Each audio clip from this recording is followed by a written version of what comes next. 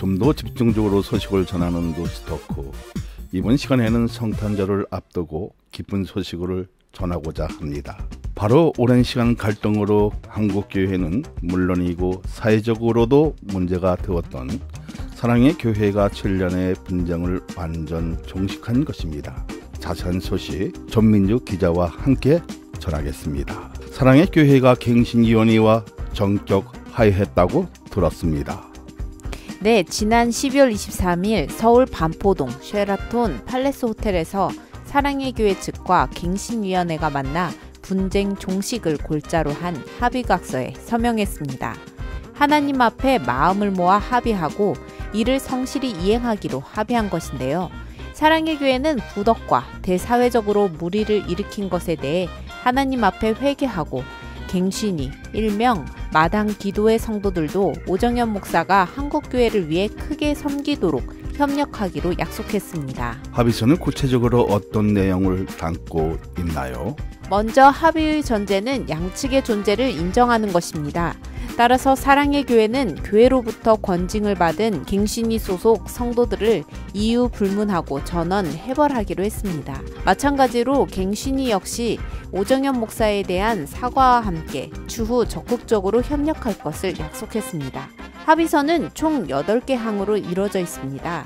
주요 내용은 양측은 당사자 명의 여하를 불문하고 상대에 대해 제기한 소송 및 신청 사건 등 일체의 법적 쟁송을 취하하기로 했습니다.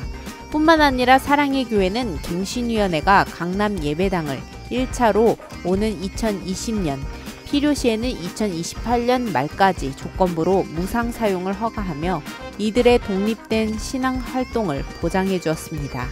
갱신위는 교회 측으로부터 받은 간접 강제금 3억 2천여만 원 중 일부를 제외한 대부분을 돌려주기로 했으며 이에 교회는 갱신위에 강남 예배당 공사비를 지급하기로 했습니다. 끝나지 않을 것 같았던 분쟁이 갑자기 종식된 것인데요. 기쁜 마음이 드는 것과 동시에 어떻게 가능하게 됐을까? 참 놀라운 뿐입니다. 어떻게 합의가 이루어지게 된 것인가요? 이번 합의에는 예장합동 부총회장 소강석 목사의 역할이 매우 컸다고 할 수 있습니다. 소강석 목사의 중재로 사랑의 교회와 갱신위가 총 5번의 만남을 가진 것으로 알려져 있습니다. 소강석 목사는 최근 한국 사회에서 벌어지고 있는 초갈등 사회 현상 속에서 끊임없이 화해와 중재를 위해 노력해왔습니다. 이번 사랑의 교회와 갱신위원회의 화합도 초갈등 사회를 극복하기 위한 하나의 움직임이라 볼 수 있습니다. 소강석 목사는 페이스북을 통해 이 일은 순수하게 한국교회를 섬기고 세우는 마음으로 중재자 역할을 시작하게 됐다며 전격적인 화해가 이루어지는데 김종준 총회장의 격려와 물밑 지원이 아니었으면 불가능했다고 전했습니다. 또 마지막 화해 기도할 때의 심정을 전하며 너무 두려운 영광과 감격의 마음을 주체할 수 없어 손과 어깨, 다리까지 떨렸다고 밝혔습니다.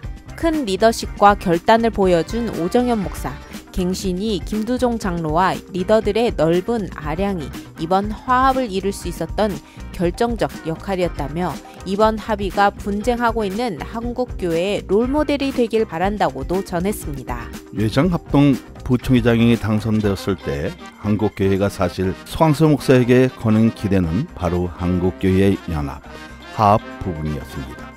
그러한 차원에서 소강석 목사가 중재자로 나서 사랑의 교회의 분쟁을 종식시키는 데 앞장섰다는 것에 굉장히 기쁜 마음이 듭니다. 또한 더 나아가 한국교회에도 이 같은 화합의 길이 열리지 않을까 기대가 됩니다. 그동안 마음고생이 많았을 오정현 목사도 감회가 남다를 것 같은데요. 오정현 목사는 화해 합의를 통해 저의 부족함과 사회적으로 덕이 되지 못한 것에 대해 하나님 앞에 다시 한번 회개하고 성도들과 한국교회 앞에 진심으로 사과한다고 밝혔습니다. 그리고 이제 남은 사역의 여정은 비본질적인 무거운 짐을 벗어버리고 오직 그리스도의 온전한 제자를 세우고 제자 훈련의 국제화, 피 흘림 없는 복음적 평화 통일, 교회의 대사회적 섬김과 같은 본질적인 사명 중심으로 거듭나 하나님과 사회 앞에 교회다운 모습을 회복하기 위해 최선을 다하겠다고 전했습니다.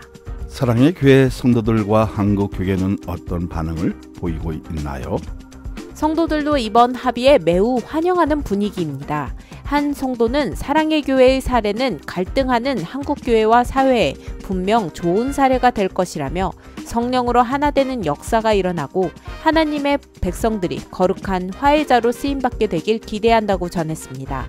한국 교계도 그동안 제자 훈련을 통한 한국 교회의 질적 성장을 이끌었던 사랑의 교회가 갈등을 최종적으로 마무리했다며 이제는 교회와 사회에 희망을 주는 교회로 거듭나길 바란다고 기대감을 나타냈습니다.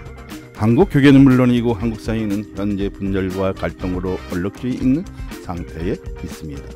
이러한 때의 사랑의 교회 화해 화합의 소식은 정말 성탄절을 기다리고 기다렸던 반가운 선물과도 같습니다.